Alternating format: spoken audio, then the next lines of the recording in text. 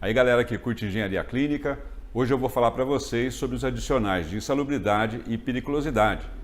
Acontece que o artigo 7 da nossa Constituição, ela garante esses adicionais, não só os de insalubridade quanto de periculosidade, mas o de penosidade também. Ocorre que o de penosidade não foi regulamentado, né? É importante saber que uma lei precisa ser regulamentada para que os detalhes de como tudo vai funcionar fiquem claros para todos. Mas no caso da insalubridade e da periculosidade, ela foi regulamentada, ela está na Portaria 3214 de 78, nos anexos 15, insalubridade, né? Na NR 15, desculpa, com todos os anexos, mais a NR 16 que trata da periculosidade. Então qual que é o conceito? O conceito é o seguinte: se você trabalha num ambiente que é insalubre, a sua saúde ela vai se degradando ao longo do tempo. Então por isso você tem direito, passa a ter direito a um adicional de insalubridade. Já na periculosidade a situação é um pouco diferente, porque qualquer evento perigoso que aconteça, a sua vida vai estar em risco. Então, por isso que há essa separação entre o adicional de insalubridade e o de periculosidade. Se você for no anexo, na NR 15 e olhar os anexos, você vai ver que a insalubridade ela envolve várias questões, como por exemplo, calor, frio, vibrações, ruído, riscos biológicos e por aí vai. Quando trabalha em condições hiperbáricas, então tem um conjunto de condições ali, riscos químicos, por exemplo, que nos permite evidenciar se o trabalhador ele se encontra numa atividade insalubre ou perigosa. Muitas das atividades insalubres podem ser evidenciadas através do limite de tolerância. Por exemplo, insalubridade por ruído excessivo. Tem ali um limite de tolerância que é permitido, que se permite, né, que o trabalhador atue por 8 horas diárias sob aquele ruído. Então, é importante nesses casos, né, o profissional, normalmente um engenheiro de segurança do trabalho ou um médico do trabalho, vá até o ambiente e faça suas avaliações quantitativas, né?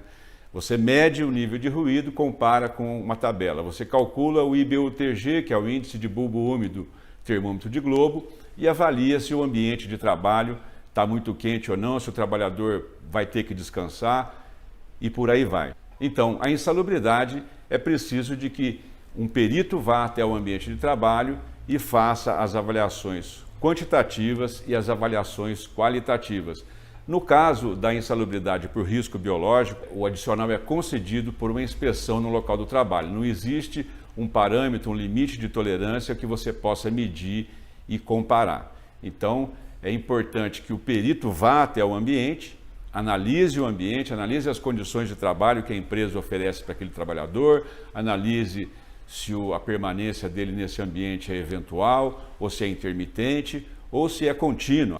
E a periculosidade? A periculosidade não. A periculosidade já existe um risco à vida muito mais claro e evidenciado. Por exemplo, pressões excessivas, né? Você trabalhar em ambiente de geração de vapor, por exemplo, caldeiras. Então, os caldeireiros, né, eles normalmente têm um adicional de periculosidade. Os eletricistas, que trabalham ali diariamente com circuitos elétricos energizados ou com possibilidade de energização acidental.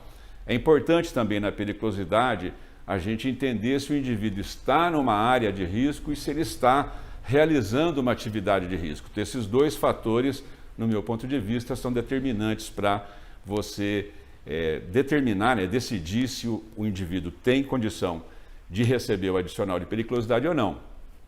Questão de insalubridade, voltando um pouco.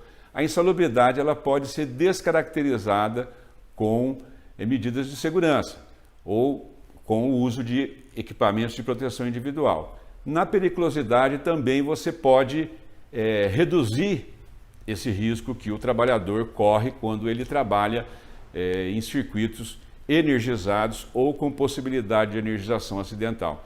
Isso é importante, às vezes a gente vê, é muito comum, né, no hospital, que os eletricistas, por exemplo, não tenham aquela cartão de identificação para que, quando atuando num circuito que ele desligou, ele marque aquele circuito mostrando que tem gente trabalhando naquele circuito, ele foi desligado por causa de uma atividade de manutenção preventiva ou corretiva, por exemplo, ou uma nova instalação. Isso evita que alguém vá até o quadro, energize aquele circuito onde tem gente trabalhando com ele. Outras questões importantes. A insalubridade, o adicional, como é que ele é calculado? Ele é calculado em 3 faixas, 10%, 20% e 40% sobre o salário mínimo.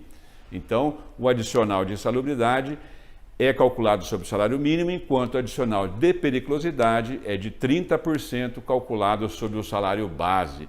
Então, você pode perceber que o adicional de periculosidade ele é muito maior do que o adicional de insalubridade.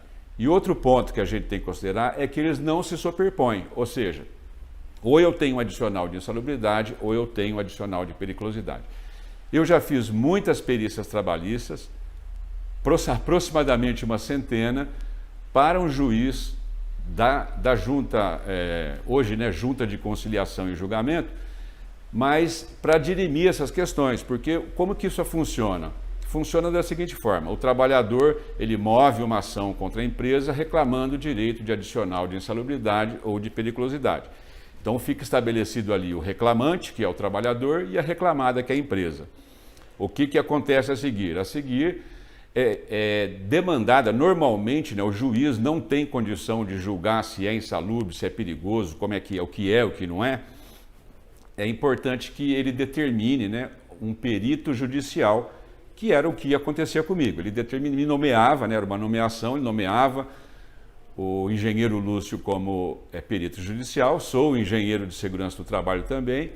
Eu pegava o processo e ia entender o que os dois lados estavam fazendo. Esse entendimento, normalmente, terminava com os quesitos, né? Os quesitos são aqueles quesitos que as partes põem no processo para que o perito responda. Então, você tem os requisitos do reclamante, tem os quesitos da reclamada, e a gente vai ao campo, analisa, mede, faz o que tem que fazer em função da reclamação trabalhista e responde esses quesitos. É muito importante que esses quesitos sejam muito bem formulados. Como eu disse, eu trabalhei muito com isso e vi uma série de quesitos que não são bem formulados, né? O advogado ou o trabalhador não sabe explicar direito o que estava ocorrendo e o quesito vinha muito mal formulado. E embora muitas vezes a situação, né, fosse uma situação X, né, pelos quesitos, o quesito nos levava a levar para o juiz uma outra situação que não era de interesse de nenhuma das partes, nem do reclamante, nem do reclamado. Por isso, o segredo está na formulação dos quesitos, porque formulando os quesitos, as respostas que o perito leva devem levar o juiz a entender exatamente o que se ocorre lá no campo.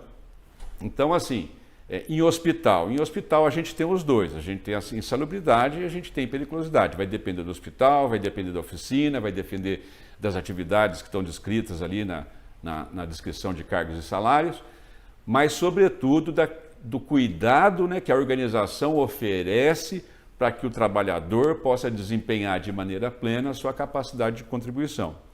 Então, vamos tentar fazer um resumo aqui. Insalubridade: 10%, 20% e 40% sobre o salário mínimo. Periculosidade, 30% sobre o salário base. A insalubridade leva o trabalhador, ao longo do exercício da profissão e da carreira dele, à degradação da saúde dele. E a periculosidade já implica no risco à vida. Então, as atividades e operações insalubres estão na NR15 da Portaria 3214 de 78, são vários anexos, e a periculosidade, em geral, né, pressões extremas, riscos elétricos e radiações ionizantes, são as mais comuns dentro do ambiente hospitalar. Só queria ressaltar, aproveitar aqui o momento que nós estamos falando de periculosidade, chamar aqui uma questão que é a seguinte: o que torna um choque elétrico mais perigoso que o outro? Normalmente o pessoal associa a alta tensão ou baixa tensão, mas é importante considerar, primeiro, a intensidade da corrente elétrica. Segundo, o percurso que essa corrente elétrica faz pelo coração. Um choque elétrico de uma mão para outra mão, você tem o coração nesse percurso e ele vai ser mais danoso do que um choque onde, vamos supor, o choque elétrico entra pelo joelho e sai pelo pé. Então o coração está fora do circuito, é menos perigoso. Da duração do choque, né? Esse choque pode durar 1 milissegundo, 1 nanosegundo, ou quanto maior for o tempo de duração do choque, maior o risco de que o indivíduo que recebe esse choque vira óbito, né? E a frequência também da corrente elétrica. Normalmente as correntes elétricas de alta frequência não causam contração muscular, é o que a gente usa no bisturi elétrico, e nas frequências mais baixas, né, corrente contínua, que não tem frequência nenhuma, é menos perigoso do que a corrente alternada de 60 Hz, que causa ali a contração muscular, e é possível que você, encostando ali no circuito energizado, você, ao contrair o músculo, você fique preso nesse circuito, né? Então é importante sempre realizar trabalho em dois, não realizar trabalho em circuitos elétricos sozinho, né? Porque aumenta bastante a segurança quando você está trabalhando em equipe de uma forma segura. Bom, o que eu queria comentar era isso aí. Se você tiver alguma dúvida, coloca aqui nos comentários, que eu vou ter o maior prazer em responder. E no mais, aquele muito obrigado pelo seu tempo. Valeu!